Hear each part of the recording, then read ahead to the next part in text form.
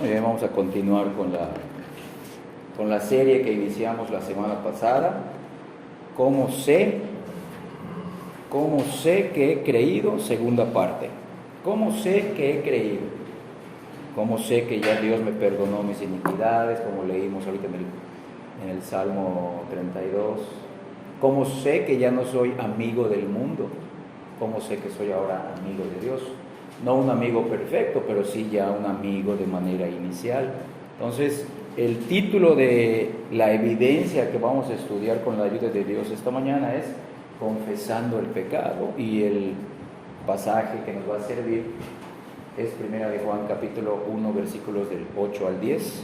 Entonces, hoy domingo 14 de mayo del 2023 vamos a continuar con nuestro estudio. Entonces, la semana pasada vimos la primera evidencia de la conversión verdadera y la llamamos, si tienen ya sus apuntes o recuerdan, viviendo en la revelación de Dios, y fueron los versículos del 5 al 7 ahí mismo de la primera carta de Juan capítulo 1, y expusimos bíblicamente que un creyente verdadero en Jesucristo evidenciará o manifestará que todo su estilo de vida, dentro y fuera de las reuniones de la iglesia, se adecuará a lo que Dios nos ha revelado en las Escrituras acerca de sí mismo y acerca de su voluntad. ¿Qué significó eso? Al final de ese tema lo vimos. ¿Qué significa? Que Dios para nosotros ya se reveló. Para nosotros no es un Dios externo, no es un Dios lejano, para nosotros es un Dios cercano. Vive en nosotros, dentro de nosotros y también en el cielo. Para nosotros Dios se ha revelado de esta manera. El cristiano genuino entiende que Dios es santo y justo y que no dejará sin castigo a ningún pecador. También entiende que ha sido pecador desde que nació y que merece ser juzgado y castigado por ese Dios bueno, soberano y justo. Pero también ha creído que ese Dios poderoso ha enviado a su Hijo al mundo a vivir, a morir y a resucitar por los pecadores. Y ese entendimiento que tiene acerca de Dios lleva a ese pecador a arrepentirse de sus pecados y a creer únicamente en la persona de Jesucristo y en su obra en la cruz, muriendo precisamente también por él, porque él también es un vil pecador. El pecador arrepentido que ahora deposita su fe en Jesús es una nueva criatura, no porque él decidió creer, ni porque él decidió arrepentirse, sino que fue llevado al arrepentimiento, fue llevado a la fe por medio de la obra interna de Dios en su corazón. Entonces, esta persona es una nueva criatura de parte de Dios, quien empezó y continuará en el transcurso de la vida de ese regenerado a dar las evidencias y a manifestar que ha nacido de nuevo de parte de Dios.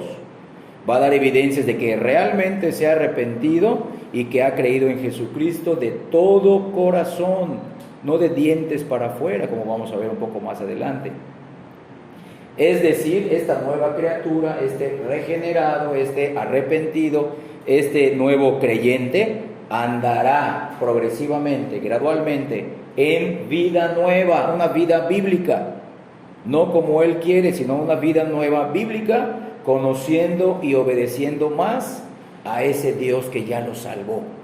Recuerden que las evidencias no nos salvan, no son la causa de nuestra salvación. Las evidencias son eso precisamente, son los frutos de que Dios ya nos salvó a través de la obra de Cristo. Y una nueva criatura empezará a vivir en esa vida nueva, y esa vida nueva son las evidencias de esa conversión. Entonces, esa nueva criatura andará en vida nueva y querrá conocer y obedecer más a Dios. Esa será una realidad general en su vida. Quizá no conocerá a Dios de manera siempre, con muchas ganas, pero aún en las pruebas buscará al Señor, aún en las pruebas se inclinará y dirá, bueno, pues Dios me perdonó, Dios ya me perdonó mis pecados. Entonces, hoy con la ayuda de Dios veremos la segunda prueba de la conversión verdadera. Vamos a primera carta de Juan, capítulo 1. Primera carta de Juan, capítulo 1, versículos del 8 al 10. Empiezo a leer. La segunda parte del párrafo Dios es luz. Dice, si decimos, ahí se incluye, en el plural decimos, se incluye el apóstol Juan, si decimos que no tenemos pecado, nos engañamos a nosotros mismos y la verdad no está en nosotros. Si confesamos nuestros pecados, Él es fiel y justo para perdonar nuestros pecados y limpiarnos de toda maldad. Si decimos que no hemos pecado, le hacemos a Él mentiroso. Miren eso. Y su palabra no está en nosotros. A manera de introducción en estos 3 versículos, la segunda evidencia de la verdadera confesión puede ser una de las más extraordinarias, puesto que demuestra que la seguridad de la salvación, la seguridad de nuestra salvación, no se basa en la ausencia de pecado. Véanlo. Muchos en los círculos carismáticos y neopentecostales piensan, Dios te ha salvado hasta que dejes de pecar. La evidencia de que eres salvo es que ya no hay pecado en tu vida, ni en pensamiento, ni en palabras, ni en emociones. Ahí podrás tener la seguridad de que eres salvo. Y no, aquí el apóstol Juan nos dice, no. La seguridad de la salvación, escuchen bien, repito, no se basa en la ausencia de pecado en la vida del creyente, sino en una correcta respuesta del creyente cuando se le señala su pecado. Una respuesta correcta. Es decir, la marca del verdadero creyente no es una perfección libre de pecado, sino que el pecado le es más y más repugnante, le es más y más atroz, y es cada vez más y más contrario a sus nuevos deseos que Dios le dio cuando lo regeneró. Y ese nuevo deseo es el arrepentimiento de ese pecado, de esos pecados precisamente, y la fe en Cristo. Analizará, Cristo murió por mis pecados, yo no puedo seguir viviendo en esto. Mi pecado también llevó a Cristo a la cruz. Por mi pecado, por estos mis pecados, el Padre quebró, pulverizó, maldijo a Cristo en mi lugar. Este pecado cada vez es más repulsivo para el creyente verdadero. Entonces, no es una perfección libre de pecados, sino es una respuesta correcta hacia su pecado interno remanente, y aún hacia los pecados que cometió cuando era esclavo del diablo, esclavo del pecado. La realidad del pecado en la vida del creyente lo conduce al arrepentimiento y a la confesión. Miren algunas de las más grandes declaraciones de la Escritura con respecto al creyente y su actitud hacia el pecado. Vamos a ver 2 versículos del Antiguo Testamento y 2 del Nuevo. Vamos al Salmo 51. Uno de los más grandes ejemplos es el rey David. Salmo 51, 17. ¿Cuál es la actitud de una persona que ha entendido su condición delante de Dios? Y escuchen bien, esa condición solo Dios la cambia ya cuando somos creyentes. Salmo 51, 17. Los sacrificios de Dios, dice el rey David, son el espíritu quebrantado. Véanlo. Al corazón contrito y humillado no despreciarás tú, oh Dios. Vean esas palabras: quebrantado, contrito, humillado. Mírenlo. Entonces quiere decir que lo contrario Dios desprecia. Lo leímos ahorita en Santiago 4. A los soberbios los resiste Dios, pero Él da gracia a los humildes. Ahora vean Isaías 66, versículo 2. Isaías 66, 2. Sobre todo la segunda parte de ese versículo. Isaías 66, 2. Empiezo a leer. Mi mano hizo todas estas cosas, y así todas estas cosas fueron, dice Jehová. Aquí está la parte que nos interesa. Pero miraré a aquel que es pobre y humilde de espíritu y que tiembla a mi palabra. Mira, ahorita agrega una característica más del creyente: tiembla mi palabra, tiembla ante la santidad de Dios. Tiembla, es parte del quebrantamiento, del arrepentimiento. Isaías 66:2. Ahora vamos a los dos del Nuevo Testamento. Mateo capítulo 5, en las bienaventuranzas, Cristo nos expone cuál es la actitud de una persona arrepentida, de una persona que ha creído en Él.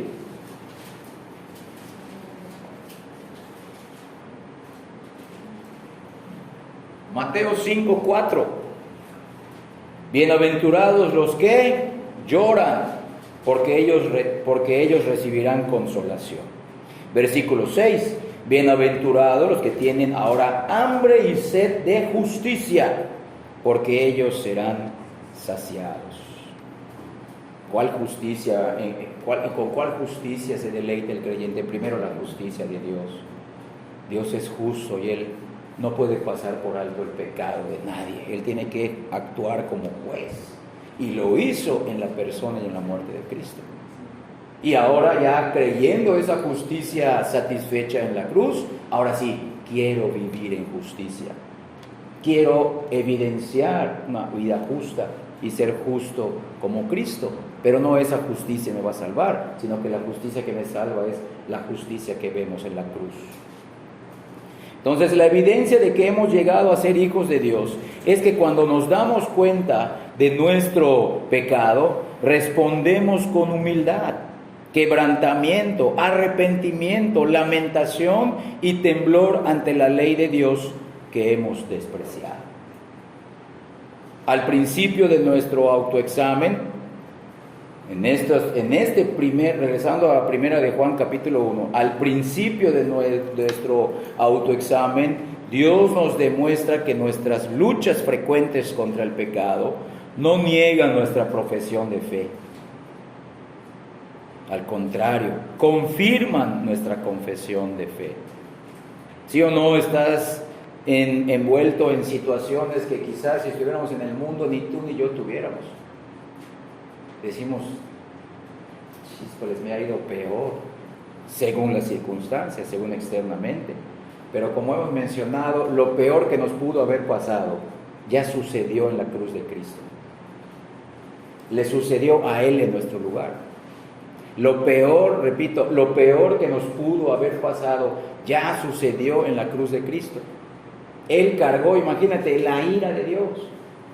Ahorita Dios nos mete en circunstancias diversas para que confesemos nuestro pecado remanente, seamos disciplinados, seamos podados.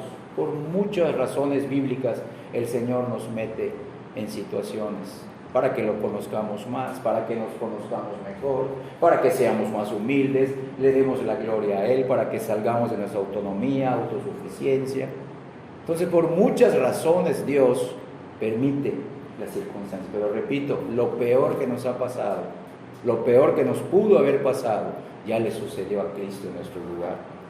Entonces, sabemos que hemos llegado a conocer a Dios por medio de Cristo, no porque no tenemos pecado, sino porque nuestra actitud hacia el pecado ha sido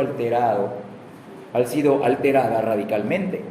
Tenemos un odio cada vez mayor contra el pecado. Somos quebrantados por el pecado y lo confesamos, como leímos en 1 de Juan capítulo 1, versículos del 8 al 10.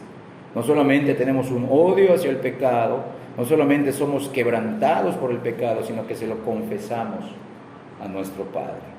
Entonces, vamos a ver nuestro primer punto, la nueva relación del creyente con el pecado.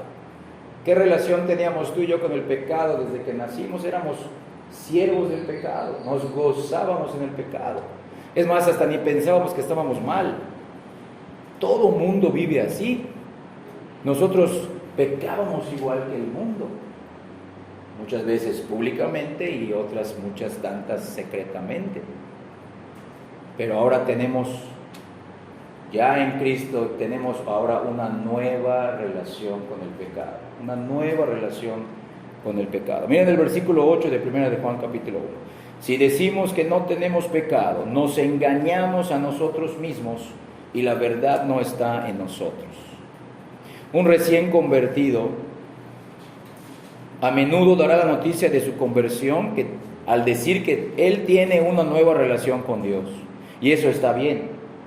Pero a veces, sin embargo, esa persona que dice que tiene ahora una nueva relación con Dios, también no entiende lo contrario, que ahora él también tiene una nueva relación con el pecado. Entonces, tener una nueva relación con Dios implica también tener una nueva relación con el pecado. ¿Cuál pecado? El pecado que aún mora en esa persona, en ese nuevo creyente.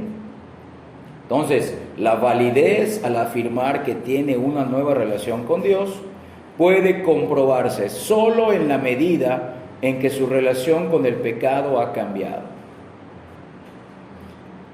Tú y yo, antes de nuestra conversión, antes de que Dios nos regenerara, éramos amadores de nosotros mismos y aún luchamos contra eso. Éramos amadores de nosotros mismos, amadores del placer. Éramos aborrecedores de Dios y aborrecedores de lo bueno. Ahora lo podemos ver. Ya de este lado de la gracia podemos ver si es cierto. Vivíamos para nuestros placeres, para nuestros sueños. Teníamos a Dios como un objeto ahí lejano que lo íbamos a llamar cada vez que lo necesitemos, o para que nos dé cosas, para que nos conceda deseos. Veíamos a Dios como el todopoderoso ayudador de nuestros deseos. Pero ahora Él es el objeto de nuestro mayor amor. Él es nuestro mayor amor.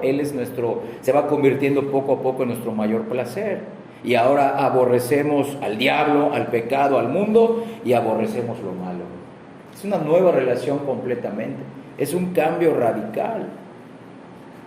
Vamos a Jeremías capítulo 17, versículo 9, sin perder 1 de Juan 1, solamente este versículo. Miren, el profeta Jeremías escribió esto y está registrado en su libro, en el Antiguo Testamento, capítulo 17, versículo 9.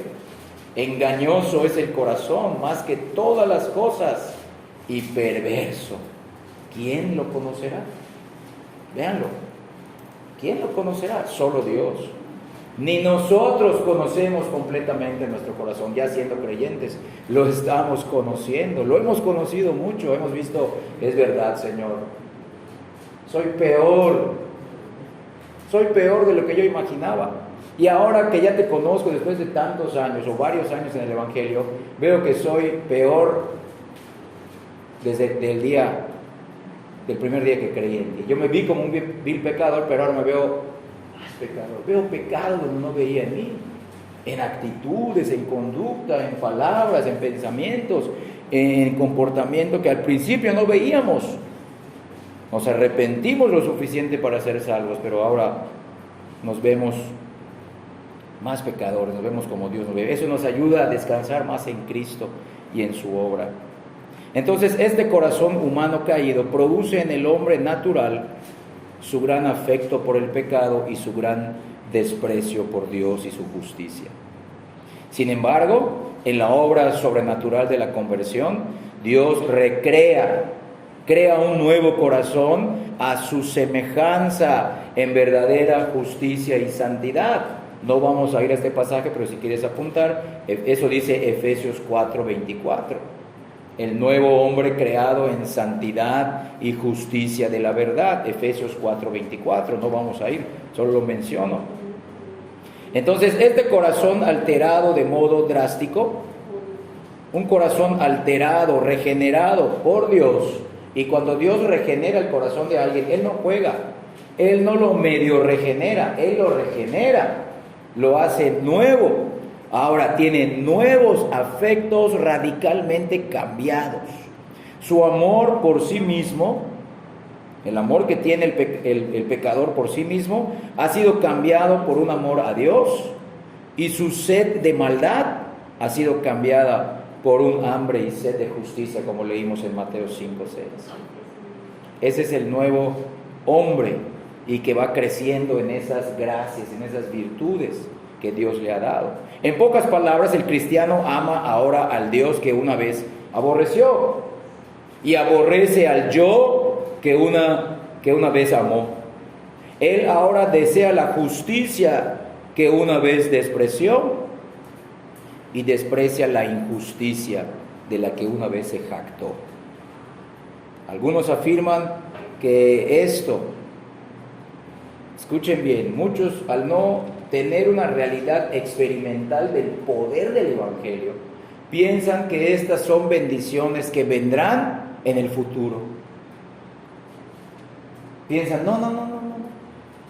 Esto es algo escatológico. Perdón, estas bendiciones son para el futuro, para la gloria. No, hermanos. Tenemos una nueva relación con nuestro pecado remanente. Entonces, ellos dicen, bueno, si esto es así, si realmente tengo una nueva relación con mi pecado remanente, ¿por qué tenemos que luchar contra el pecado? ¿Por qué ha empeorado o se ha intensificado nuestra lucha con el pecado? Nosotros respondemos que aunque nunca debemos de minimizar la gran y continua lucha del creyente contra el pecado, no debemos tampoco minimizar el poder de Dios en la regeneración. ¿Y qué será más poderoso? Muchas veces desde nuestro punto de vista en la lucha pensamos que el pecado tiene más poder que Dios que nos regeneró. Pero Dios no lo ve así. Dice, aunque tú pienses que el pecado es más fuerte que yo, no, yo tengo control sobre tu pecado remanente. La obra de regeneración, el poder del Evangelio que experimentamos cuando Dios nos salvó, es mucho e infinitamente más poderoso que el pecado. No debemos de minimizar la regeneración, la lucha del creyente contra el pecado. No es porque la regeneración sea menos poderosa de lo que se ha descrito, sino porque el nuevo corazón del creyente todavía enfrenta la oposición de un gran e inconmovible enemigo que estará con nosotros toda la vida. Es nuestra carne, es nuestra carne. Pero vemos en la Biblia que tenemos la promesa de que podremos estar luchando contra nuestra carne y venciéndola, dependiendo de Dios. Hermanos, creyéndole a Dios, metiéndonos con Dios, buscándolo más. ¿Por qué lo buscamos? ¿Por qué queremos conocerlo? Porque ya nos hizo libres de la culpa del pecado. Ya nos hizo libres de la condena y del castigo del pecado. Y hoy nos está haciendo cada vez más libres del poder y de la esclavitud del pecado. 3 aspectos de la salvación. Cuando nos regeneró y nos justificó, nos libró de la culpa del pecado. En el futuro ya nos libró por la fe del castigo del pecado. Pero en el presente, en la santificación, gradualmente nos libra del poder, de la esclavitud, del dominio del pecado. Esa es la nueva relación del creyente con su pecado remanente. Aunque el concepto de la carne es difícil de definir, debemos aceptar que hay algún remanente del viejo hombre que permanece en el creyente hasta que sea totalmente erradicado en su glorificación. Hay un aspecto no redimido del creyente que lo hace susceptible a la tentación, lo hace susceptible a las guerras contra el nuevo hombre en el que fue recreado. Vean cómo lo menciona el apóstol Pablo en la carta a la iglesia de Galacia, sin perder 1 de Juan 1, Gálatas 5, versículos 16 y 17, Gálatas 5, 16 y 17. Empiezo a leer. Vean el título de ese párrafo, porque solamente vamos a leer los primeros 2 versículos. Las obras de la carne y el fruto del Espíritu. Versículo 16. Digo, pues, andad en el Espíritu y no satisfagáis los deseos de la carne.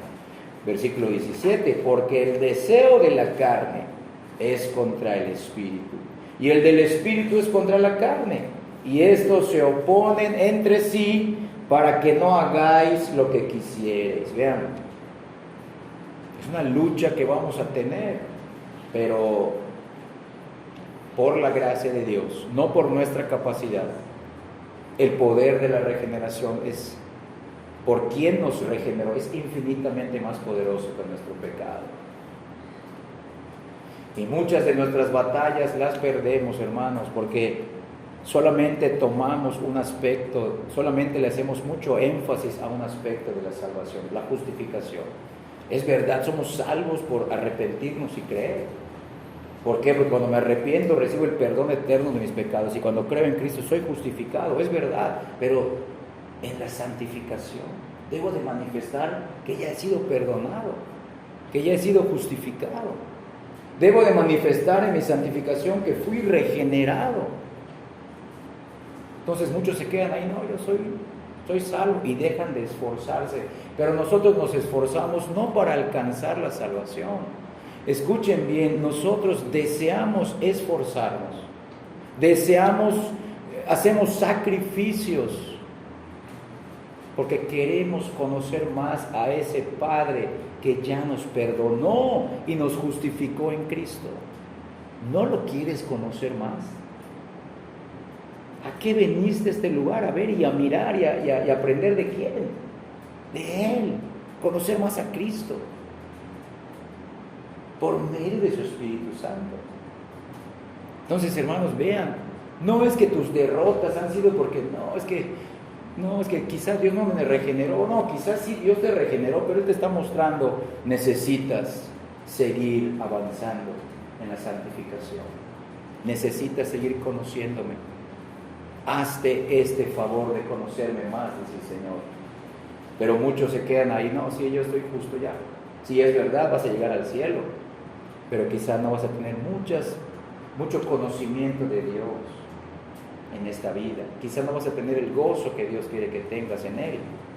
Quizás no vas a entender completamente la obra de Cristo, sí, de manera salvífica, pero puedes seguir conociendo más a Cristo.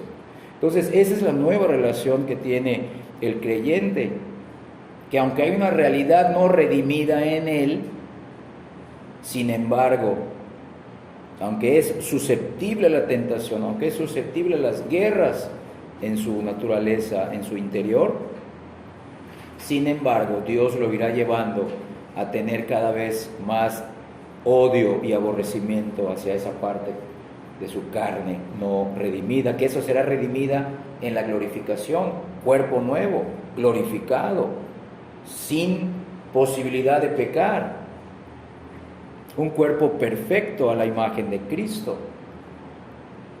Entonces, aunque el creyente luchará contra el pecado y a veces sufrirá pérdidas, tanto su corazón como sus afectos han sido ya transformados. No de manera perfecta. Escuchen bien, su corazón y sus afectos han sido transformados, no de manera perfecta, pero sí de manera poderosa e inicial. Es el inicio, hermanos, es la semilla de mostaza. Dios nos ha dado la fe como una semilla de mostaza, velo de esa manera, y puede crecer. Claro, depende de la soberanía de Dios, pero Él nos involucra en los esfuerzos, Él nos involucra en los sacrificios, en la lucha, para que ese grano de mostaza crezca y fructifique, que es lo que estamos viendo en este tema. ¿Cómo sé que he creído? No nos detengamos en la justificación, sigamos avanzando, demos evidencias que hemos sido regenerados. ¿Cómo? En nuestra santificación. Entonces, el pecado para el creyente ya no es más causa de gozo y jactancia, sino es causa de tristeza y confesión. Esta tristeza que lleva a la confesión es una de las mayores evidencias de su conversión. Él ya no es más un hijo del diablo, ya no es más un hijo de desobediencia, sino un hijo de Dios. Es una nueva criatura en Jesucristo. Miren cómo lo dice ahí mismo, en la primera carta de Juan. Vamos a leer del capítulo 13, el versículo 2.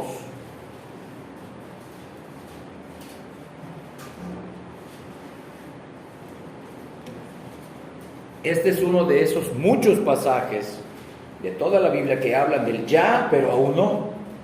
O sea, ya lo somos de manera experimental, de manera espiritual, pero quizá externamente no. Véanlo, primera de Juan 3:2, amados, dice ahí mismo el apóstol Juan, ahora, voy a parafrasear, voy a aumentar frases y palabras para dar énfasis y que se entienda este versículo. Ahora ya somos hijos de Dios, ahora ya somos regenerados, ahora ya hemos sido convertidos con los dones del arrepentimiento de pecados y la fe en Cristo, pero aún no se ha manifestado lo que hemos de ser. O sea, internamente ya, externamente no.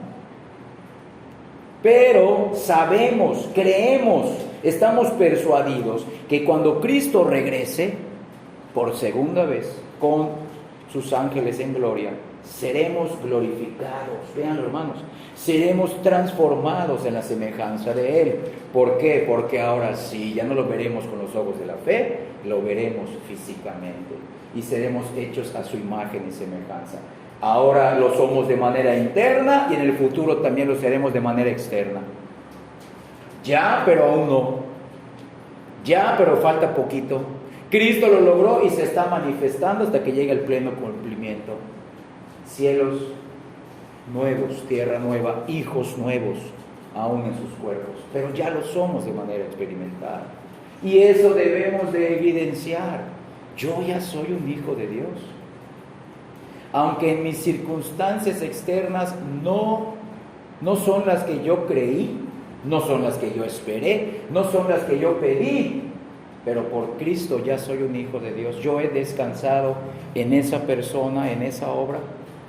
Por lo tanto, el creyente ya no digiere, ya no traga ni disfruta el pecado que una vez comió con alegría, sino que ahora le causa repulsión, náuseas participar de ese pecado. Por eso lo confiesa y quiere deshacerse de ese pecado. Vamos a la segunda parte del estudio. El punto número 2 es la verdadera confesión. Vamos a regresar al versículo 9 de la primera carta de Juan, capítulo 1. Dice así el versículo 9: si confesamos, ahí está la palabra, si confesamos nuestros pecados, ahí es plural, nuestros pecados, muchos pecados, Él es fiel y justo para perdonar nuestros pecados, vuelvo a repetir, y limpiarnos de todo tipo o de toda maldad. Aquí el apóstol Juan nos dice que una de las más grandes marcas de la conversión genuina es la confesión de pecado. Vean, una de las más grandes marcas de la conversión genuina es la confesión de pecado. Por lo tanto, es importante que descubramos con precisión qué significa la palabra confesión en el Nuevo Testamento y precisamente en esta primera carta de Juan.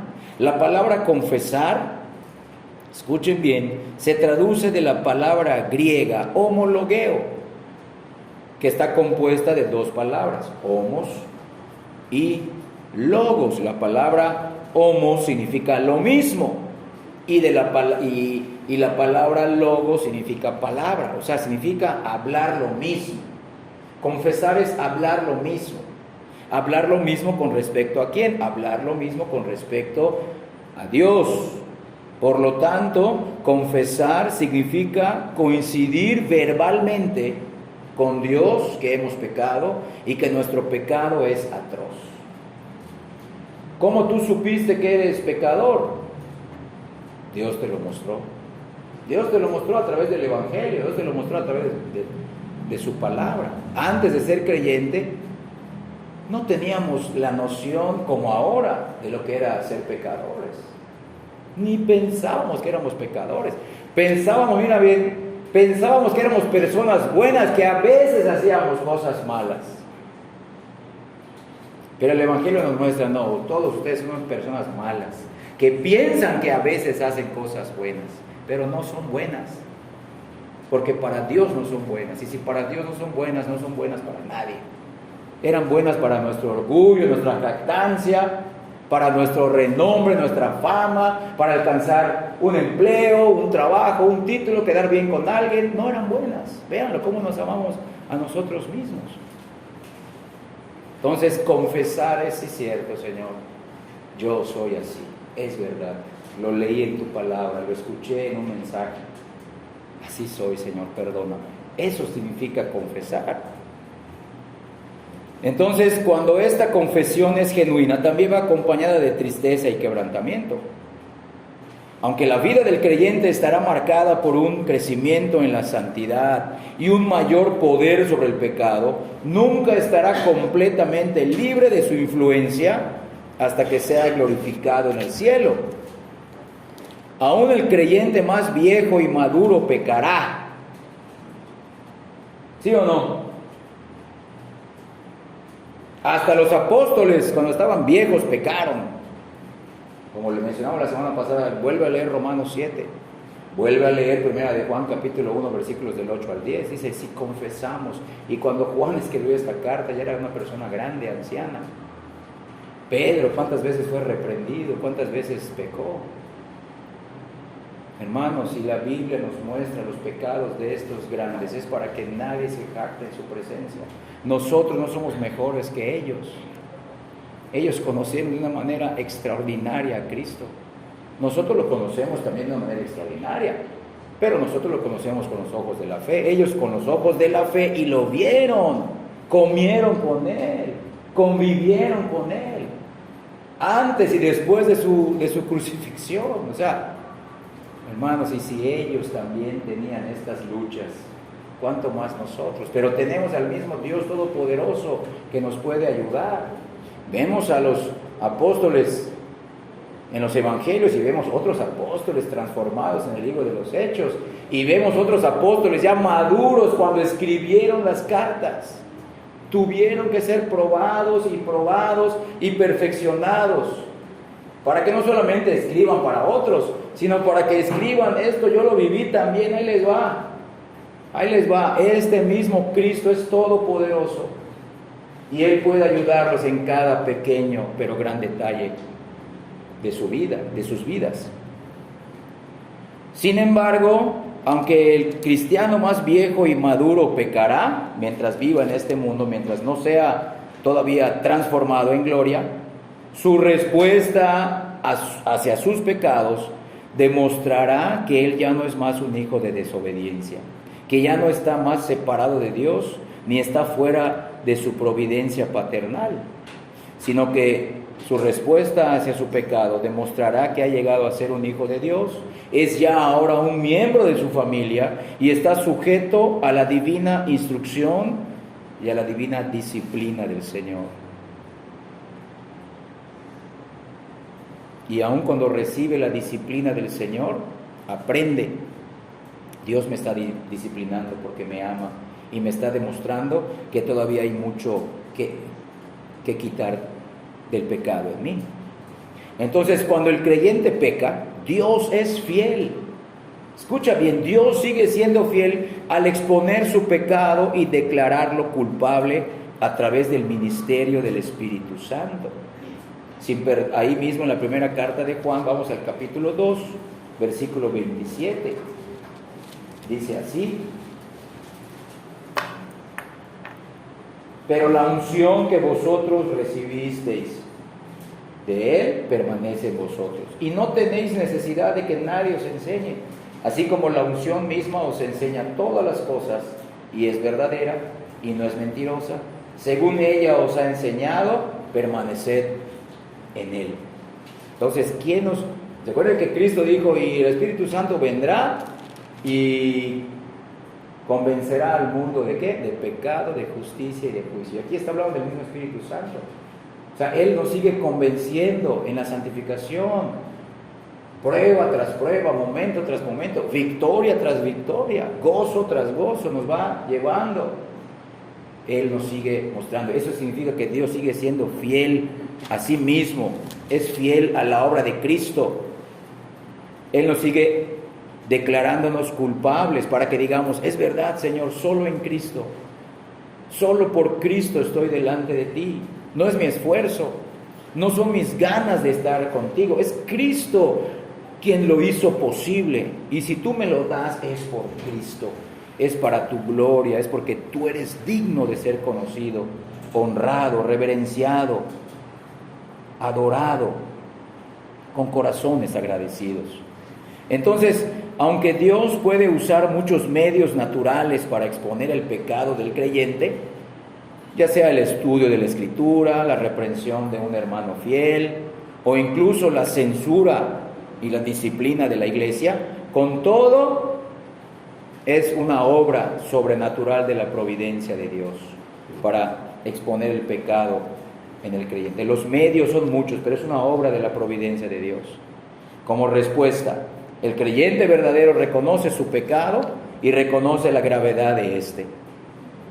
Se vuelve a Dios con un corazón quebrantado y arrepentido y confiesa su pecado y pide perdón. ¿Por qué le pide perdón? Señor, perdóname, tú no mereces esto.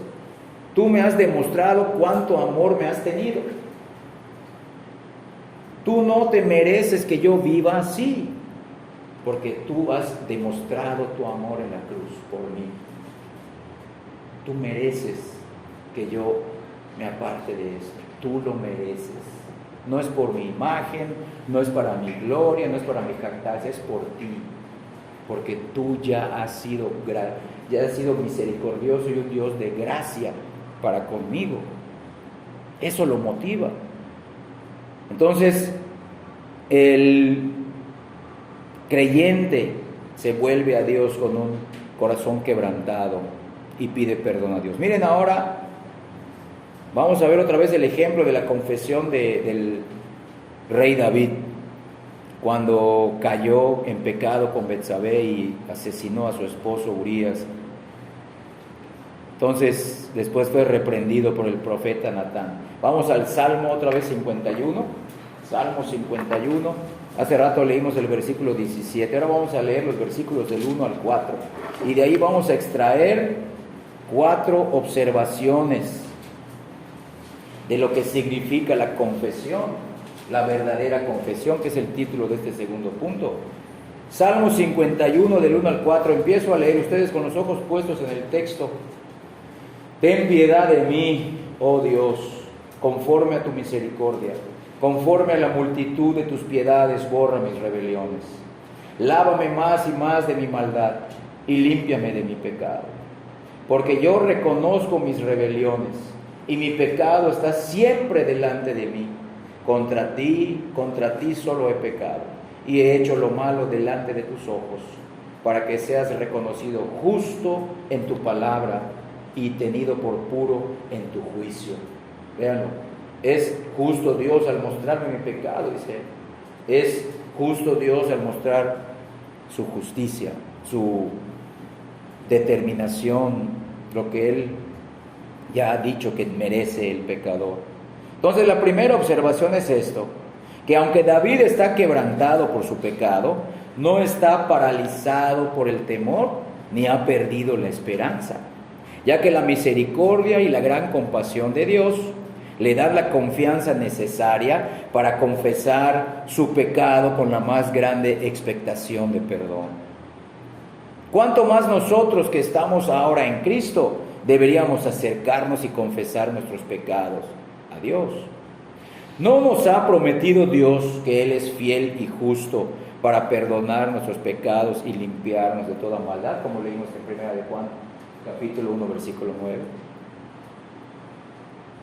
¿No nos ha dicho la Escritura que tenemos un sumo sacerdote, quien es Cristo, que puede compadecerse de nuestras debilidades, porque Él fue tentado en todas las cosas como nosotros, pero que Él permaneció sin pecado?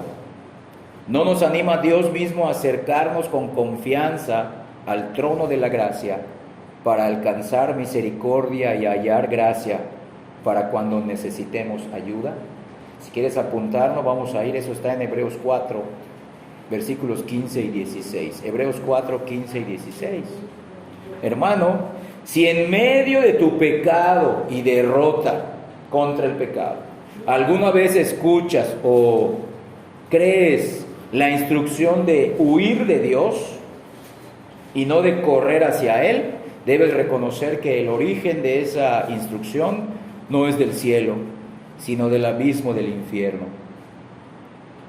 La segunda observación que vemos en esta confesión de estos versículos en el Salmo 51 es que notamos el gran aborrecimiento de David hacia su pecado y su deseo de ser limpio de ese pecado.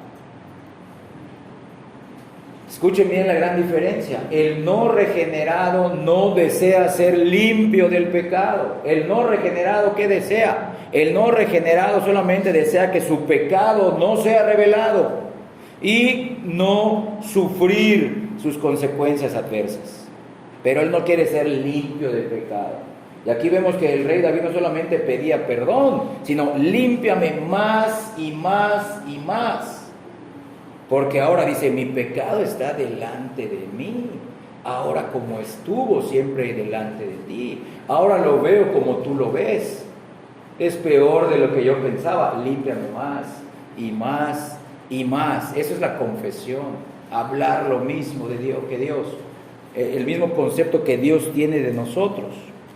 Entonces, ya que si el inconverso fuera limpiado, no estaría tranquilo ni en paz, ya que sus pasiones y su corazón estarían sin descanso hasta volver a beber y a comer la misma suciedad del pecado y a volver a dormir en el mismo lodazal de la inmundicia.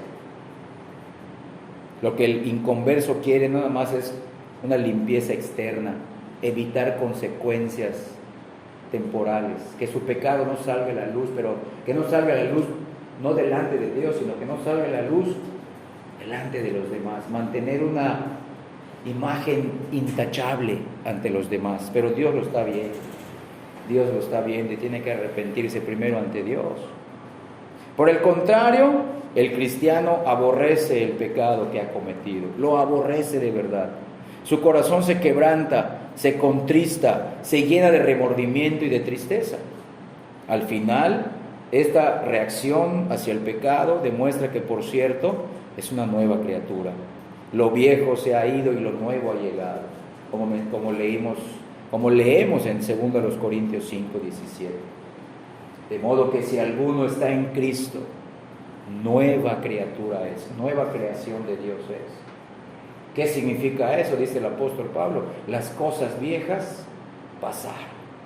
He aquí, todo es hecho nuevo. Está siendo hecho nuevo desde el momento de la regeneración, desde el momento de nuestra experiencia de salvación. El pecado que una vez fue una delicia para el cristiano se ha convertido en un pozo de suciedad. Y la vida de pecado que una vez fue su cama perfumada se ha convertido en un fango de lodo y estiércol. La tercera observación que vemos aquí en este Salmo 51 es que la defensa de David contra Dios es una defensa, pero de la justicia de Dios. Cuando Natán el profeta lo condena y lo acusa, o cuando Dios por medio del profeta Natán lo condena y lo acusa de su pecado secreto, el rey David no pone excusas, sino que abiertamente lo confiesa ante todos. ¿Sabes dónde también está registrado esto? Vamos a segundo libro de Samuel, capítulo 12, versículo 13. Ahí vamos a encontrar una frase en ese versículo. Segundo libro de el profeta Samuel, capítulo 12, versículo 13. Empiezo a leer, dice así: entonces dijo David a Natán, pequé contra Jehová. Véanlo. Sí, le expuso su pecado de homicidio al esposo de Betsabé, adulterio contra Betsabé, engaño, borrachera, flojera, porque no fue a la guerra. Pequé contra Jehová. Y Natán dijo a David: también Jehová ha remitido tu pecado, no morirás. Pero ¿dónde fue castigado ese pecado del rey David? En Cristo. En Cristo. O sea, recibió el perdón, pero porque el pecado de David y los pecados de David iban a ser castigados de manera real y sustitutoria en la persona de Cristo. Porque el rey David, como todos los creyentes judíos en el Antiguo Testamento, creían en el Mesías. Para nosotros la palabra griega es Cristo. Creían en el Mesías, pero era el Mesías futuro. Nosotros creemos en el Cristo, en el Mesías, en el ungido que vino en el pasado y es Rey y Maestro y Soberano en el presente. Entonces, esta confesión que leemos aquí en segundo libro de Samuel 12:13, vemos que se hizo más específico y explícito en el Salmo 51, versículo 3 y 4. Aquí solamente menciona: he pecado contra Jehová. Entonces David señala que él conoce su pecado por experiencia, es decir, él ha llegado a ver a través de los ojos de Dios y ha llegado a entender algo de su terrible naturaleza y de sus terribles consecuencias. También el rey David comprendió que aunque había pecado, sí, al asesinar a Urías, había pecado contra Betsabé al adulterar, y había pecado contra el pueblo de Israel cuando lo censó. En última instancia había pecado contra Dios. Había pecado contra Dios. Y ese fue el aspecto de su pecado que lo hizo tan despreciable. Él se confiesa ante Dios. Vean que no se confesó ante el profeta Natán. Sí le dijo: es pecado contra Jehová. Pero su confesión fue abierta, personal y sincera con Dios. Cuarta y última observación del Salmo 51, versículos del 1 al 4. David reconoció que Dios estaba justificado en la evaluación y el juicio que había hecho de su pecado. Cuando Dios confrontó a Adán con su desobediencia, por su desobediencia en el jardín del Edén, Adán le echó la culpa a la mujer. Y en última instancia, Adán le echó la culpa a Dios. En la frase que leemos en Génesis 3:12 dice: la mujer que me diste. La mujer que me diste me dio de comer y por eso pequé. O sea, la mujer que tú me diste. Véanlo. Pero el rey David no. Vemos que él no trató de desviar la culpa. David con franqueza reconoció que lo que Dios declaró sobre él era cierto. Era cierto. O sea, Dios le abrió los ojos hacia su pecado. David coincidió con Dios sobre su pecado y habló la misma cosa, lo confesó. Y esta es la marca de la verdadera confesión, de la verdadera conversión. Punto número 3 de nuestro estudio: ¿cómo sé que he creído? Confesando el pecado. El cristiano se caracteriza por la confesión. Regresamos a 1 de Juan 1:9. Si confesamos nuestros pecados, Él es fiel y justo para perdonar nuestros pecados y limpiarnos de toda maldad. Entonces el cristiano se caracteriza por la confesión. Algunos han concluido que el crecimiento del creyente en la santidad significa una disminución de la necesidad de confesar el pecado. Pero en realidad es todo lo contrario. La santificación es un aumento en la necesidad de confesar nuestro pecado, ya que conforme el creyente crece en santificación, sí experimentará con la ayuda y la gracia y en la comunión con Dios una mayor libertad del poder del pecado. Repito, ya fuimos salvos de la culpa, ya somos salvos de la condena o de la ira del pecado, la ira que merece el pecado, el pecador, pero ahora es del poder y del dominio del pecado. Entonces, en este proceso de santificación, el creyente crece, sí experimentará una mayor libertad del poder o del dominio del pecado y andará progresivamente en mayores victorias. Pero al mismo tiempo,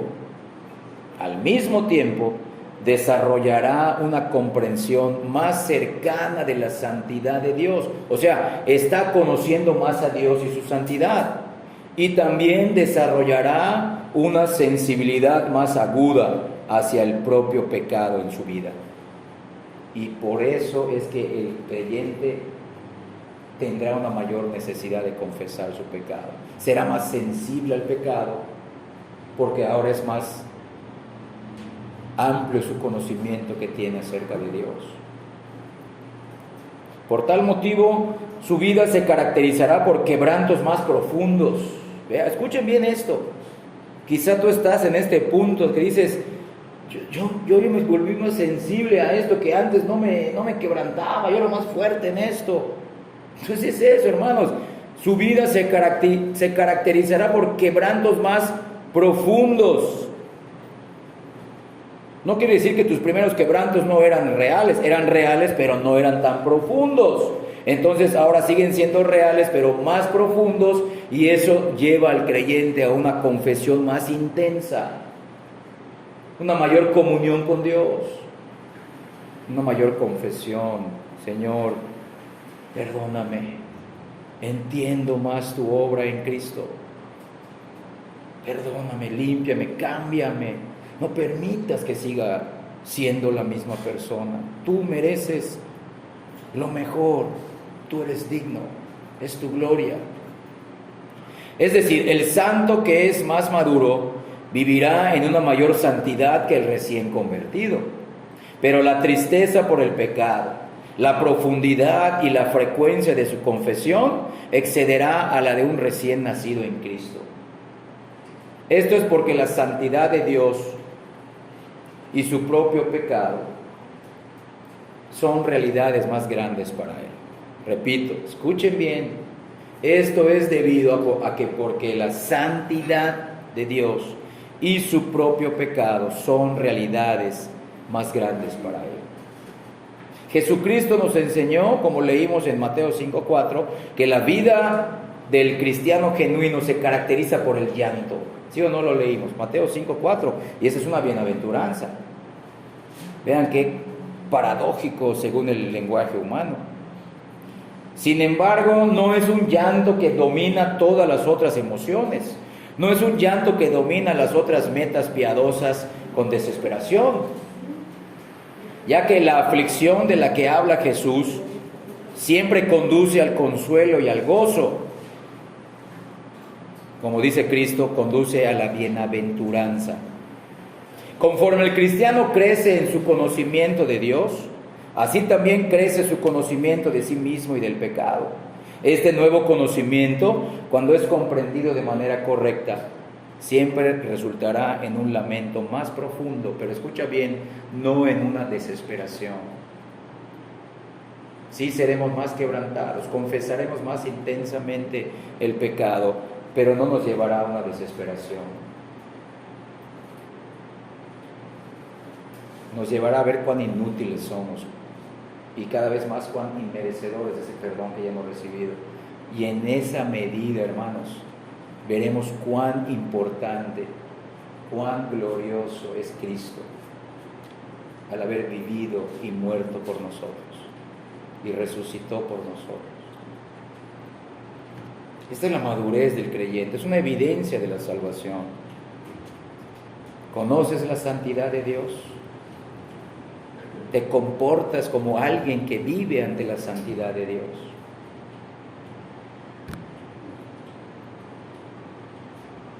Conforme el cristiano crece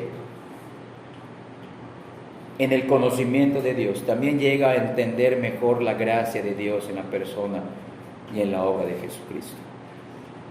Se asombra y agradece siempre a Dios por haber sido salvo, porque reconoce cada vez mejor que merecía el peor lugar en el infierno.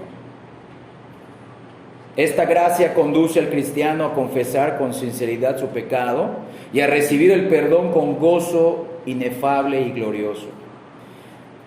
Pero lo más sorprendente de su transformación es que el creyente encuentra menos y menos gozo en su propio desempeño y más gozo en la perfecta e inmutable obra de Cristo. Por eso, de modo gradual, el creyente va dejando de lado la idolatría de encontrar gozo y seguridad en sí mismo, conforme Cristo se vuelve su única fuente de ese gozo y seguridad. ¿Te gozas de que Cristo te salvó? Pero muchas veces no nos gozamos en nuestra santificación. Vean bien esto. Nos gozamos en nuestra justificación, pero muchas veces no nos gozamos en el proceso de santificación. Es porque nos falta conocer más a Dios, nos falta conocernos más a nosotros mismos, y en esa medida veremos lo importante que es. Ahora sí, Cristo no solamente es mi gozo para mi salvación. Cristo ahora se está convirtiendo en mi gozo en medio de mis tristezas, en medio de mis pruebas, en medio de mis debilidades, de mis enfermedades, dolores, carencias. ¿Por qué? Porque yo soy amado en Cristo, soy amado y bendito del Padre. Por eso, bienaventurado el que llora, bienaventurado el que llora por su pecado. ¿Por qué? Porque ahora está entendiendo mejor quién es delante de Dios, y eso lo ayuda a confiar más en Cristo, quien es el único motivo de su gozo. No es nuestro desempeño, hermanos. Que no nos dé alegría el orar, que no nos dé alegría los medios de gracia más que lo que Cristo es, lo que Cristo hizo por nosotros. Oro, estudio, me congrego, ofrendo, escucho la palabra, porque Cristo murió por mí. Porque Cristo me lleva a conocer al Dios glorioso y santo.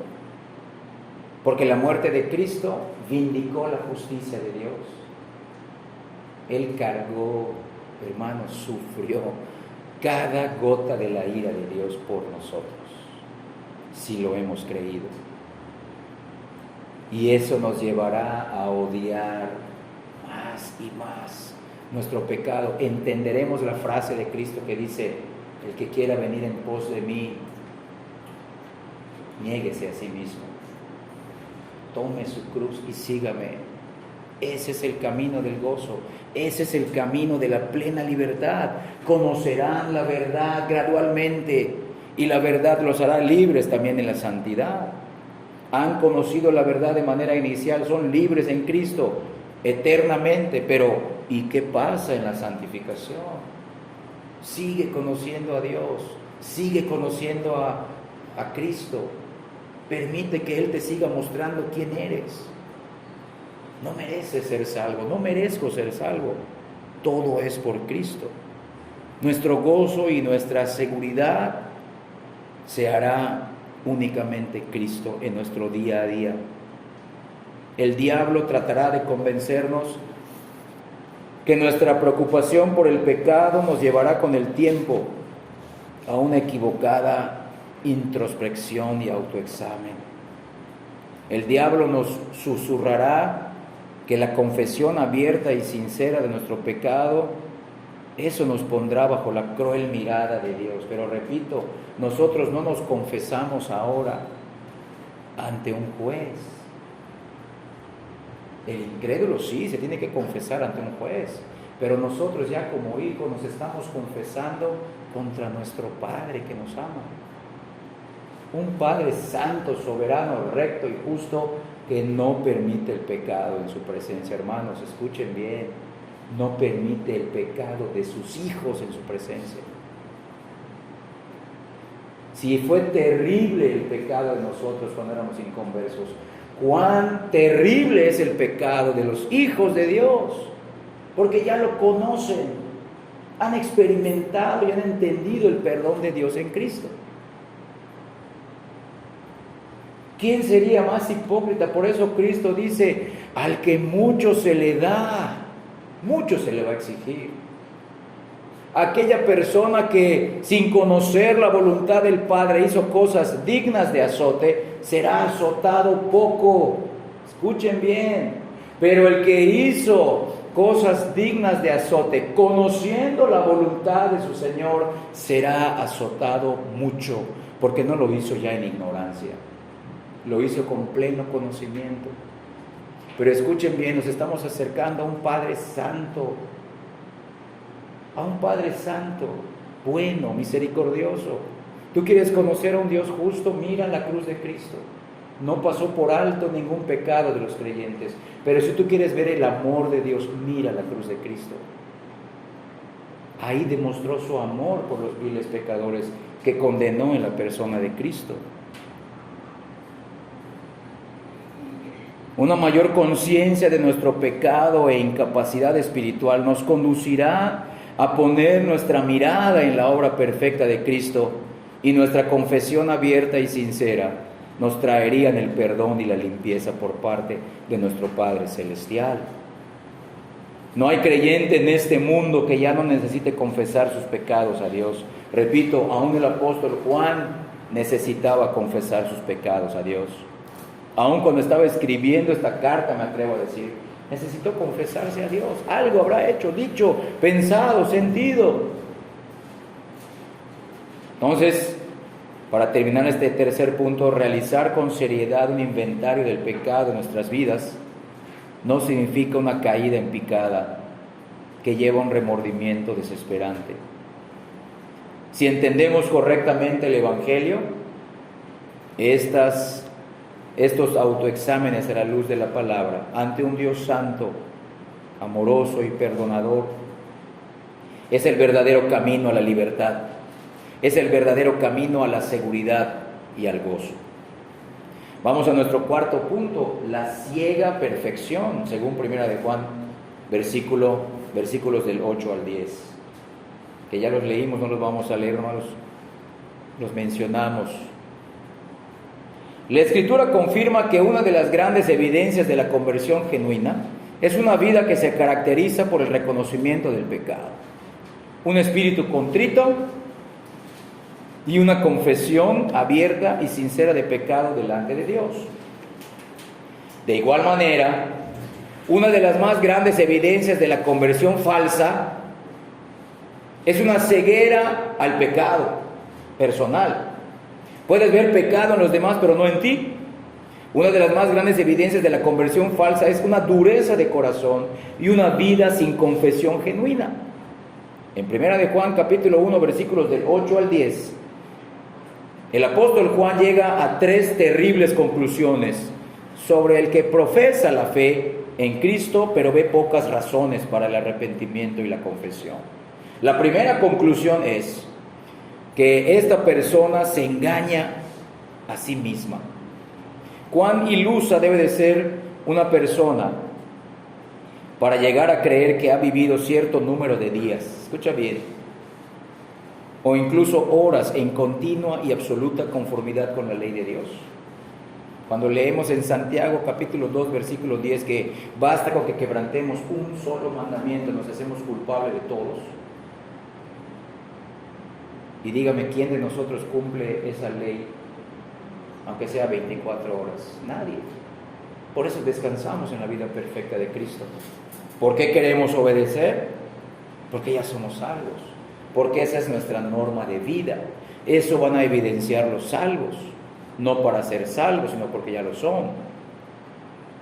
Sino porque Cristo es digno de que vivamos así. Es para la gloria de Dios. ¿A qué grado de vanidad debe llegar una persona para verse a sí misma perfecta, como nuestro Padre Celestial es perfecto? ¿Cuán engañada es la persona que diga, al igual que dijo Jesús, ¿quién de ustedes me puede acusar de pecado? Eso está en Juan 8:46. Evangelio de Juan 8:46, no vamos a ir ahí. Entonces vean cómo dice ahí el versículo 8 de 1 de Juan 1. Si decimos que no tenemos pecado, miren, nos engañamos a nosotros mismos. Vean, las palabras de una persona no importan. Puede estar autoengañada, puede estar viviendo una falsa conversión. Entonces, esta ceguera parece imposible. Pero el autoengaño es más común de lo que creemos. Muchos cristianos se sientan en las sillas de las iglesias todos los domingos, pero su pecado rara vez es expuesto o presionado sobre sus conciencias con fuerza suficiente para quebrantar sus corazones o forzar sus bocas a que pronuncien incluso la más pequeña confesión hacia Dios. Aunque algo de esto puede ser debido a la debilidad del púlpito moderno, y el púlpito moderno en muchas iglesias se niegan a predicar contra el pecado, esta no es la única causa. Es verdad que el Espíritu Santo obra a través de la predicación, es verdad, pero Él no está limitado, Él no está confinado a solo la predicación. Si estos muchos cristianos que se sientan domingo tras domingo en las iglesias pertenecieran a Dios, Dios mismo les mostraría su pecado de un modo u otro, con la predicación o no, y los conduciría a la confesión sincera, con o sin la ayuda del predicador moderno. Es lo que leemos acá en 1 de Juan capítulo 1, versículos del 8 al 10. Que ninguno de los creyentes verdaderos, esté en la iglesia que esté, nunca será una persona autoengañada, porque esa persona, conforme pasa el tiempo, desde el momento que Dios lo regeneró, se verá pecadora y pecadora y pecadora, y eso lo hará ver a Dios más santo, santo, santo, y a Cristo más digno, digno, digno. Aunque en el púlpito no se predique, y si es una iglesia falsa, ese creyente saldrá de esos lugares y buscará una iglesia donde pueda tener una comunión correcta con el Señor. Entonces, ¿cómo es que tantos en la iglesia evangélica no están conscientes de su pecado y no tienen las marcas de la verdadera confesión? Es porque ellos en su mayoría no son convertidos. Tienen ojos pero no ven espiritualmente. O sea, tienen ojos físicos pero no ven espiritualmente. Tienen oídos pero no oyen espiritualmente. Tienen un corazón físico pero están muertos espiritualmente en delitos y pecados. Cada vez que Dios se mueve para exponer el pecado y quebrantar los corazones en una congregación, casi siempre son los más devotos y dedicados los que son guiados al llanto, al quebrantamiento y a las lágrimas. Y son guiados a una confesión abierta y honesta de pecado. Mientras que los miembros más carnales y apáticos de la iglesia se sientan en las sillas tan fríos como una piedra. Estos no son conmovidos por el Espíritu Santo, e incluso la abierta contrición y la confesión de las personas a su alrededor no les afecta. ¿Cuál es la razón para este marcado contraste en una misma iglesia, en una misma congregación? La respuesta es sencilla, pero espantosa. Solamente estamos siendo testigos de una vista preliminar del gran día del juicio, cuando las cabras sean separadas de las ovejas. Las personas que no son sensibles a su pecado y no lo confiesan dentro de las iglesias, simplemente estamos viendo algo que va a suceder en el futuro, en el gran juicio, cuando Cristo regrese. Ya que las ovejas son aquellos que son sensibles a la obra del Espíritu que los declara culpables y son llevados a la confesión, mientras que las cabras son aquellos que no ven mancha ni defecto en ellos y están perfectamente satisfechos y cómodos en su religión. Para empeorar las cosas, su falta de reacción al pecado rara vez se expone desde el púlpito, de modo que este silencio de los predicadores sella su ruina eterna. La segunda conclusión a la que llega el apóstol Juan, aquí mismo en 1 de Juan 1, del 8 al 10, es que aquellos que afirman que no tienen pecado, carecen de la verdad. Carecen de la verdad. Lo dicen los versículos 8 y 10. Si decimos que no tenemos pecado, me brinco a la última frase, la verdad no está en nosotros. Versículo 10. Si decimos que no hemos pecado, su palabra no está en nosotros. La primera conclusión fue que estas personas se engañan a sí mismas, y esta segunda conclusión es que los que afirman que no tienen pecado carecen o no tienen la verdad. No han creído en el Evangelio. ¿Para qué necesitan arrepentirse entonces si no se ven como pecadores? ¿Para qué necesita un Cristo que murió por mí? ¿Será Dios tan santo, tan justo, tan perfecto? Entonces esto también incluye a aquellos que profesan la fe en Cristo, pero están ciegos o son indiferentes al continuo pecado en sus vidas. Los demás sí ven el pecado, pero ellos mismos no lo ven. La convicción de pecado, la contrición y la confesión están ausentes de su rutina diaria. Escucha bien, hermano. Esta es una actitud que no se ve solamente dentro del culto de adoración. Esto se ve en el día a día. El creyente lo experimentará en su día a día, ya sea que lo vean otras personas o no, porque Dios le está hablando a su corazón. ¿Cómo le está hablando? Con la palabra. Con la palabra, lo convence cada vez más. Mira, dijiste esto, mira, te comportaste así, mira tus actitudes, mira tus motivos, observa tu mirada, observa lo que estás pensando, mira qué estás sintiendo. Con la palabra, hermanos. No a través de sueños, voces audibles, nuevas profecías, no, con la palabra ya revelada y escrita.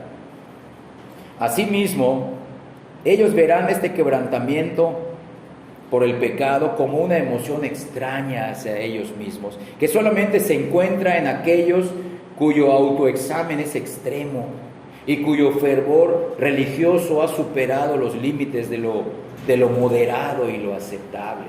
No dicen eso. El autoexamen no es así. El autoexamen no es así. No hables de pecado. Cristo murió por todos nuestros pecados. Nosotros ya no somos pecadores. Y empiezan a crear falsas doctrinas y empiezan a vivir una falsa realidad del cristianismo. Estos no tienen la verdad, dice la palabra. Ellos nunca dirán que no tienen pecado. Si tú le preguntas, ¿tú pecas? Bueno, todos pecan. Pero en su ausencia de cualquier grado o nivel de quebrantamiento o de confesión de pecado, aunque ellos dicen que sí pecan, viven como si no tuvieran pecado. Dicen, no, bueno, sí, todos pecan, pero viven, cada vez que platicas con ellos, cada vez que convives con ellos o hablas con ellos, viven como si no tuvieran pecado, o como si ya tuvieran poquito y les faltara poco para llegar a la perfección. Y un creyente maduro no vive así. Entonces, para evitar esta ilusión vana y peligrosa, Juan el apóstol nos da una doble advertencia, como leímos. Si decimos que no tenemos pecado, la verdad no está en nosotros. Versículo 10, si decimos que no hemos pecado, su palabra no está en nosotros. Él no solo está regañando a unos pocos creyentes inmaduros por tener una visión superficial del pecado, sino que les está diciendo que aquellos que no ven su pecado en sus vidas y no encuentran razones para confesarlo, realmente están fuera del Evangelio y de la salvación de Dios, aunque estén dentro de una iglesia. Estas personas serían ciegos guiando a otros ciegos y ellos mismos ya tienen un pie dentro del hoyo eterno, como dice Cristo y está registrado en Mateo 15:40. Si quieren apuntar, no vamos a ir allá. 15:14, perdón. Mateo 15:14. Recibir la palabra del Evangelio es recibir la llave que abre la puerta para una visión correcta de la realidad. Y especialmente la realidad de uno mismo, la realidad de Dios, la realidad de la persona y de la obra de Cristo, la realidad del arrepentimiento de pecados, la confesión de este ante Dios y la fe en el Señor. Eso significa recibir el Evangelio. Lo vimos en el punto número 2. ¿Qué significa la confesión? Tú vas a decir, es verdad, lo que Dios dice de mí es verdad. Lo que tú dices de mí, Señor, es verdad. Pero las personas que dicen, no, yo no tengo pecado, no, yo no practico el pecado, yo no he pecado, yo ya soy creyente, mira, mi vida podría ser ejemplar para otros. Yo solamente hago lo que le agrada a Dios, yo nunca desagrado a Dios. Esa persona no tiene la verdad. Claro, queremos agradar a Dios, claro, queremos hacer nuestro mejor esfuerzo, pero aún así Dios nos permite caer para que nunca lo hagamos con nuestras fuerzas y que nunca lo hagamos, y cuando lo podamos hacer tengamos los motivos correctos cuando lo hagamos. ¿A quién quieres que vean? ¿A ti o a Cristo? Por la gloria de quien lo haces, por la tuya o por la del Señor. Según es digno, ¿quién? ¿Tú o Cristo? Eso es lo que debemos de ir mirando nosotros. Entonces, los creyentes han sido despertados a lo que eran aparte de Cristo, y este conocimiento de sí mismo los llevó a Él. Una vez convertidos, su sensibilidad hacia el pecado continúa incrementándose junto con su desprecio por el pecado y la confesión de éste. Por otro lado, aquellos que solo tienen una forma de religión, pero nunca han experimentado el poder del Evangelio que regenera y justifica, permanecen felizmente ignorantes de la presencia y de la repugnancia del pecado en sus vidas. Aunque estas personas se vistan con el atuendo religioso, ignoran una de las grandes realidades del universo: su propio pecado. Y a la tercera y última conclusión que llega el apóstol Juan es que la persona, y es la más grave de todas, es que la persona que afirma que no tiene pecado hace a Dios mentiroso. Véanlo como dice en el versículo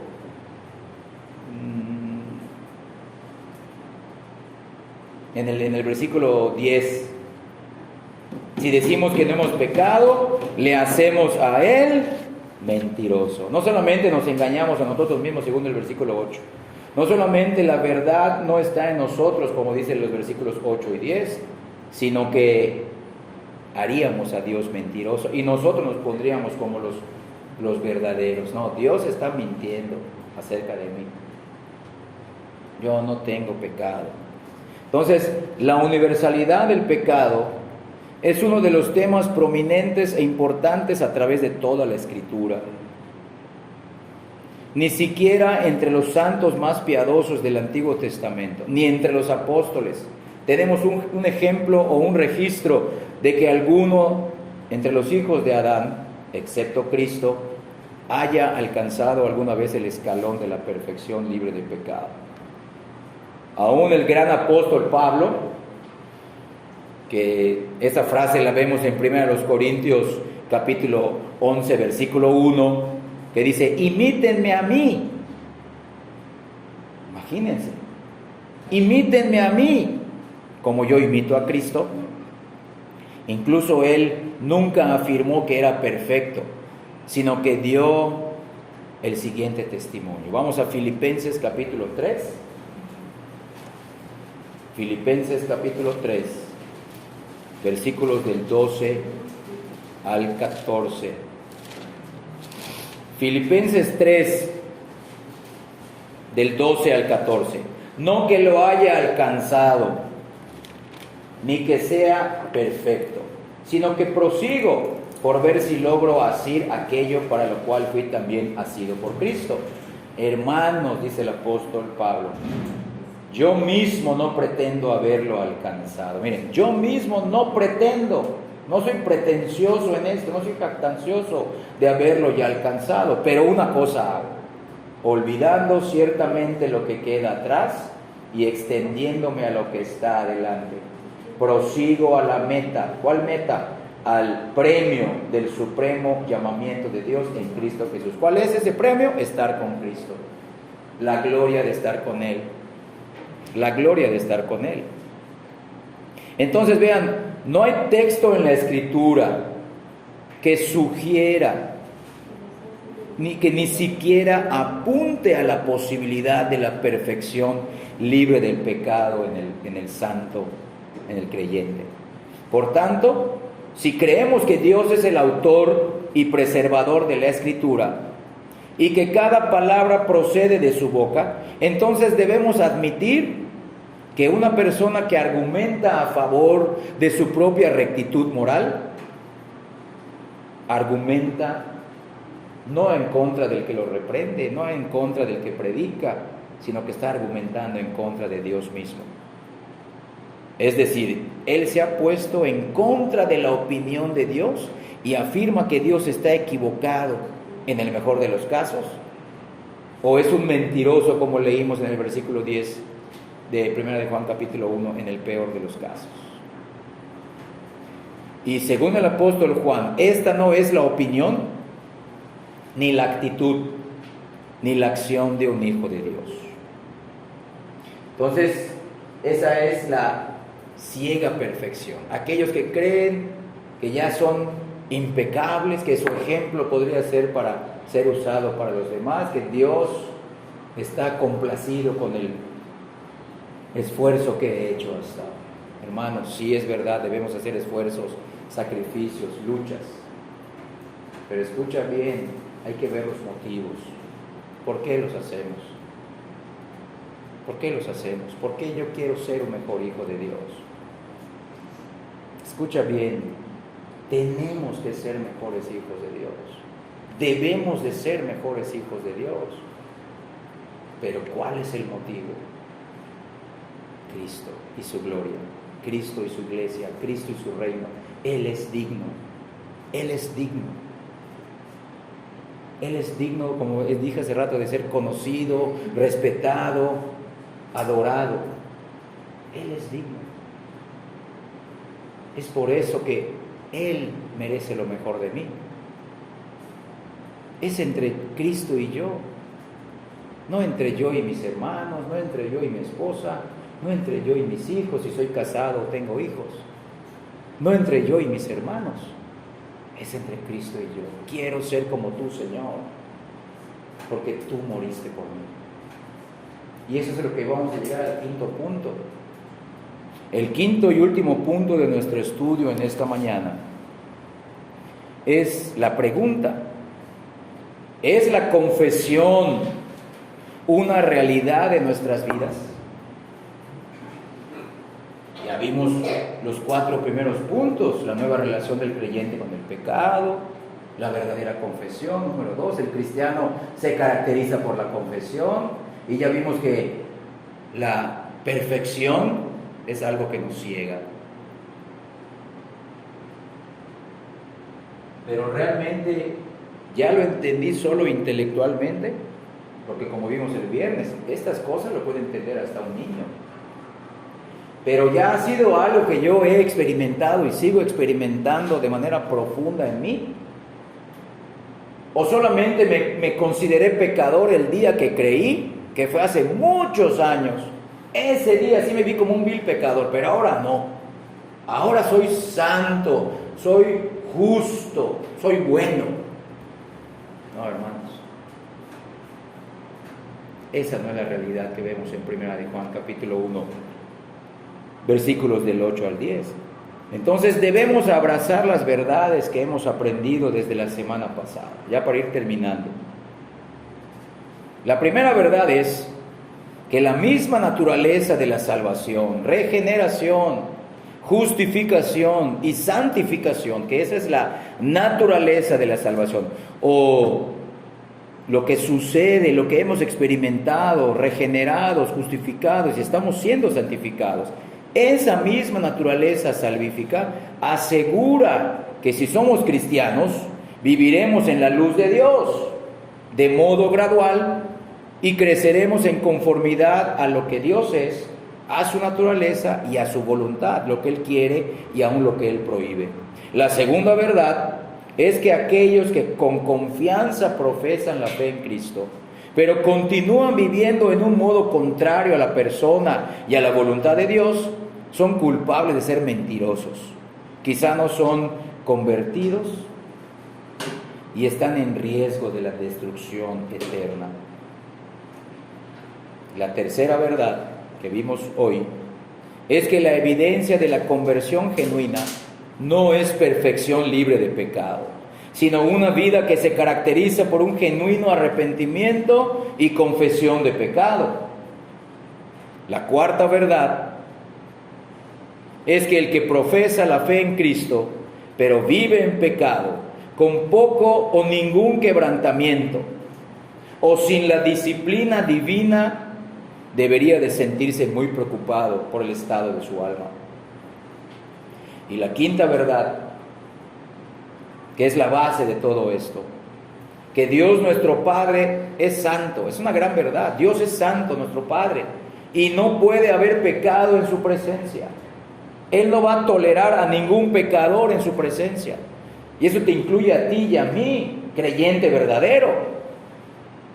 Él no jugó con el pecado. ¿Quieres ver cómo Dios trata con el pecado? Mira la cruz de Cristo. ¿Quieres ver cómo Dios tratará con el pecado de los que no se arrepienten y creen? Mira la ira que les espera eterna en el lago de fuego. Dios mismo castigándolos ahí eternamente. La presencia desfavorable de Dios estará ahí. Dios mismo castigándolos. Entonces, precisamente porque Dios es un Dios santo, justo y perfecto, Cristo murió por nosotros. Porque nosotros que estamos en este lugar, que hemos creído en Cristo, éramos culpables de pecado ante ese Dios santo y justo y merecíamos morir. Y Cristo murió la muerte por nosotros. Cristo soportó la justicia divina que nosotros merecíamos por ser pecadores ante Dios.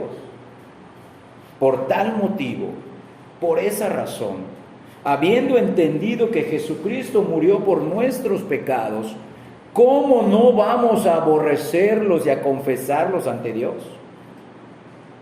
Si realmente has entendido quién es Dios, quién eres por ti mismo, y has entendido la muerte de Cristo, ¿cómo no vamos ahora a aborrecer nuestros pecados y a confesarlos? ¿Acaso Dios será honrado si sus hijos siguen viviendo en sus pecados sin confesarlos? ¿Será Dios honrado si seguimos viviendo en nuestros pecados y en nuestros pecados sin confesarlos, tratando de ocultarlos de Él? Podremos ocultarlos de los demás, pero no de Él. Habiendo entendido y creído en su amor por los pecadores en la muerte de Cristo, ¿cómo no viviremos ahora para agradarlo y complacerlo, luchando contra nuestro pecado, no con nuestras fuerzas? Decirle: Señor, no puedo vencer esto. Tú moriste por este pecado. Me está dominando, me está venciendo. Pero yo he entendido que también este pecado, que para mí es imposible de entender y de vencer, ayúdame. Ayúdame por tu honor, porque tú eres digno, por el amor de tu propio nombre, para el beneplácito de tu gracia. Ayúdame a vencerlo. Haz lo que tengas que hacer conmigo, Señor. Desarraiga de mí este pecado. Pero ¿quiénes oramos así? Queremos que Dios nos limpie sin esfuerzos. Queremos que Dios haga todo y nosotros sentaditos en un sillón cómodo. Sí, Dios es soberano, Él lo hace, pero nos ha involucrado. Nos ha dado el bendito privilegio de involucrarnos en la lucha contra el pecado remanente. ¿Tú vas a vivir así, con ese mismo pecado? No lo vas a poder vencer, es verdad. Y no solamente pecado, consecuencias temporales de este. Alguna enfermedad, alguna fobia, algún miedo. ¿Cómo puedo glorificarte a ti, Señor? ¿Cómo puede esto ser usado para que yo te conozca mejor, para que yo dependa más de Cristo? ¿Cómo esto, Señor, te da gloria y honra a ti? Esta es la confesión de nuestros pecados, de nuestra comunión con el Señor. Hermanos, Cristo murió por los peores pecadores, que nunca se nos olvide. Cristo murió por los peores pecadores. Cristo murió por personas que estamos aquí. Tú y yo somos esos peores pecadores. Éramos maestros de pecado. Cristo murió por nosotros. Somos amados del Padre en su Hijo amado Jesucristo. ¿Podremos y querremos ocultarle algún pecado a ese Padre celestial tan amoroso y compasivo? ¿Acaso no es digno Cristo de que llevemos una vida de arrepentimiento y confesión de pecados? Ya que habiendo aprendido estas importantes verdades, debemos examinar nuestras vidas y nuestra profesión cristiana. Estamos creciendo en nuestro conocimiento de la santidad de Dios. Tus pruebas, tus angustias te están llevando a conocerlo mejor. No has podido decir: gracias a esta prueba ahora entiendo esto que no sabía. Ahora entiendo parte de esta prueba. Ahora entiendo cómo es Dios. Un poco mejor. Ahora sé cómo soy yo a los ojos de Dios. Y ahora entiendo mejor la obra de Cristo. Y es a través de las debilidades, de los fracasos, pero para que, no para que nos quedemos ahí, sino para que en nuestro fracaso y en nuestra debilidad entendamos, eres tú, Señor. Es en una comunión viva, cercana, experimental, personal contigo que voy a crecer, para tu gloria, para la honra de tu nombre. Que si me ven a mí, no me vean a mí, te vean a ti. Que cuando me pregunten quién soy, yo soy un pecador perdonado. Bendecido, pero no por mi esfuerzo, bendecido por la gracia de Dios. Tuve el privilegio de conocerlo.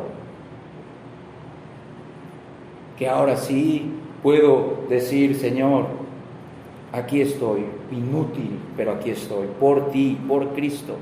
Entonces, estamos creciendo en esa santidad de Dios, en el conocimiento de la santidad de Dios, y a la vez estamos siendo más sensibles al pecado en nuestras vidas. Reaccionamos a nuestro pecado con un mayor sentido de desprecio y aborrecimiento. Luchamos contra el pecado. El peso de nuestro pecado junto con la bondad de Dios nos llevan al arrepentimiento y a la confesión. ¿Para qué vienes cada domingo? Para conocer más a quién, como les dije el viernes. Para adorar a quién. Para tener comunión con quién. Si realmente hemos conocido al Señor, si realmente hemos sido beneficiarios del perdón de Dios en Cristo, cada reunión vale la pena. Y aunque no damos lo mejor de nosotros en los cantos, ni en la predicación, ni en las ofrendas, solamente descansamos en Cristo.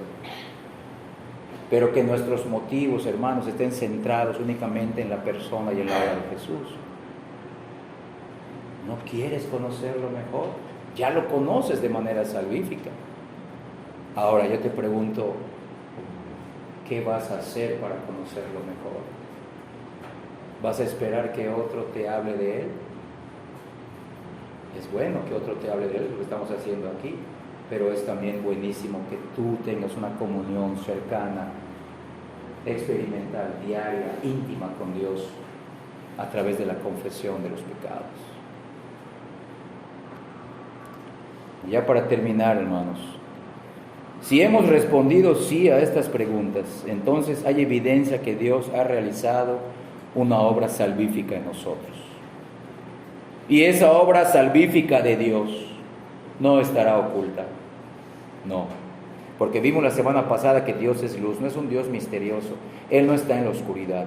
Si realmente hay evidencia de que Dios ha realizado una obra salvífica en nosotros, esa obra de Dios se evidenciará no solamente en las reuniones de adoración, sino en la vida diaria de cada uno de sus hijos, para su gloria y para el honor de nuestro Señor y Salvador Jesucristo, quien murió por nosotros los pecadores. Eso es lo que perseguimos, eso nos motiva. Él es digno. Yo no puedo, Señor, pero tú eres digno de mis esfuerzos. Yo no puedo, ayúdame. Yo no puedo ser mejor para ti, ayúdame. Cuando me salvaste tú lo sabías, yo no lo sabía, ahora me doy cuenta que no puedo. Quiero hacerlo porque tú eres digno. Yo no puedo, tú eres digno de mi mejor esfuerzo, de mis luchas, y eres digno de mis sacrificios. Que Dios confirme su obra de salvación en nosotros, hermano. Que la confirme manifestando visiblemente estas evidencias que cada uno de los viles pecadores perdonados en Cristo deben manifestar para la gloria de Dios. Vamos a ponernos de pie para despedirnos.